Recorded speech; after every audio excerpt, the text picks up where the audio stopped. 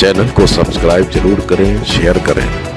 आप देख रहे हैं एस न्यूज 24 की खबर। भारतीय जनता पार्टी प्रदेश कार्यालय के प्रांगण से भ्रष्टाचार अपराध मुक्त न्याय दल के राष्ट्रीय अध्यक्ष टीआर सिंह ने राज्यसभा चुनाव में भाजपा की प्रचंड जीत पर बधाई देते हुए मीडिया से बात की। लखनऊ से अशोक कुमार, एस न्यूज 24 की खबर। मैं डॉक्टर टीआर सिंह, राष्ट्रीय अध्यक्ष भ्रष्टाचार अपराध मुक्त न्याय दल से हूं। भारतीय जनता पार्टी के प्रदेश कार्यालय में मैं मौजूद हूं।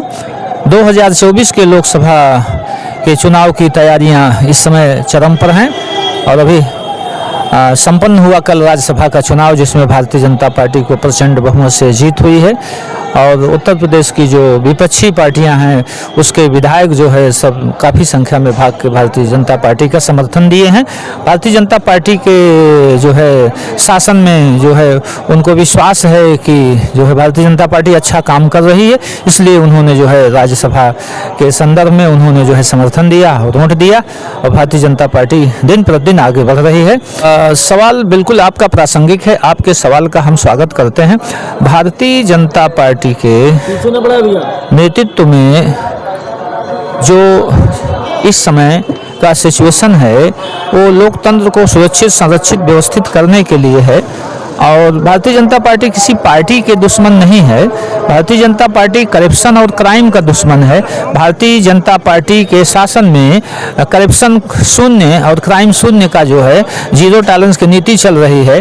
तो भारतीय जनता पार्टी किसी पार्टी को नहीं खत्म करना चाहती, किसी विचारधारा को नहीं खत्म करना चाहती। भारतीय जनता पार्टी अपराध को और करप्शन को खत्म करने के लिए उसका पूरा प्रयास चल रहा है और मीडिया से पता चला है कि उत्तर प्रदेश के पूर्व मुख्यमंत्री, समाजवादी पार्टी के राष्ट्रीय अध्यक्ष माननीय अखिलेश यादव जी को भी सीबीआई का नोटिस मिल चुका है अवैध खनन घोटाले के संदर्भ में।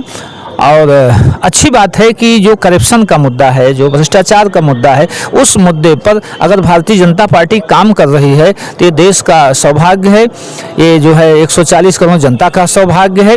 और जब तक इस देश से करप्शन नहीं खत्म होगा, क्राइम नहीं खत्म होगा, गरीबों को, वंचितों को, दीन दुखियों को, मजलूमों को कैसे न्याय मिलेगा? देखिए, जितनी भी सरकारें रही हैं उन सरकारों में करप्शन अपनी चरम सीमा पे था और क्राइम भी अपनी चरम सीमा पे था।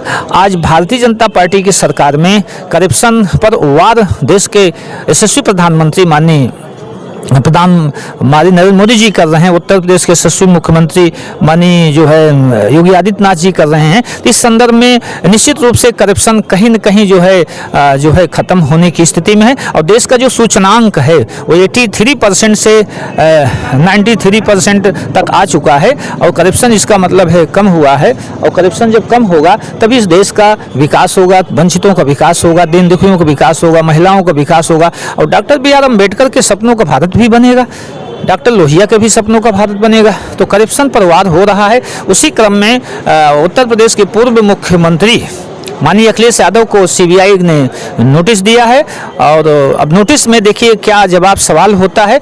अगर सच्चाई है, कहीं पर वो संलिप्त नहीं है तो उनका बाल बांका भी नहीं हो सकता है। मायावती बहन जी बहुत सीनियर नेता हैं, बहुत अच्छी नेता हैं, बहुत सच्ची नेता हैं, लेकिन सवाल इस बात का है कि उनका भी कहीं न कहीं करप्शन में संलिप्तता है। लेकिन भारतीय जनता पार्टी का जो है ध्यान होना चाहिए कि जो जो करप्शन में लिप्त हैं उन सबसे हिसाब लेना चाहिए उनको, क्योंकि बहन जी तो दलितों की दुर्गा कही जाती हैं, वो तो उनको तो जो है करप्शन का हिसाब जो है देना ही चाहिए। वो नहीं देंगे तो फिर दलित समाज के लोग कैसे आगे बढ़ेंगे, महिलाएं कैसे आगे बढ़ेंगी? बहन जी को भी करप्शन के हिसाब देना चाहिए, माननीय अखिलेश को भी देना चाहिए, माननीय जो है दिल्ली के सीएम अरविंद केजरीवाल को भी देना चाहिए और ममता को भी देना चाहिए, नीतीश को भी देना चाहिए, सबको देना चाहिए।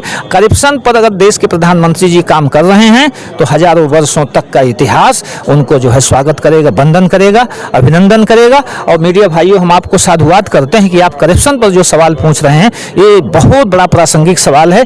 कोई चैनल नहीं बड़ा होता है, खबर बड़ी होती है। जय न्याय, जय भारत, जय संविधान। साधुवाद।